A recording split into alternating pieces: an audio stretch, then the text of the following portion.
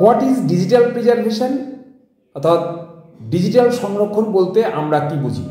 Digital সংরক্ষণের ধারণা computer ব্যবহারের সাথে সাথে এই ধারণাও উদ্ভব হয়েছিল। ডিজিটাল সংরক্ষণ হলো কতকগুলো পদ্ধতি এবং প্রক্রিয়ার সংগঠিত রূপ যা ডিজিটাল আকারে সংরক্ষিত সব রকমের তথ্য এবং যে কোনো ধরনের রেকর্ড, বৈজ্ঞানিক এবং সাংস্কৃতিক ঐতিহ্যসমূহকে ব্যবহারযোগ্য করে তোলাকে নিশ্চিত করে।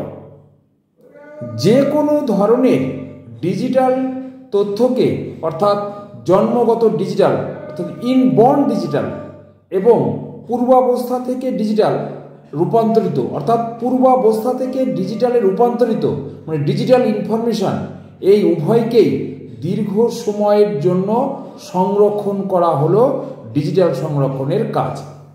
Thank you.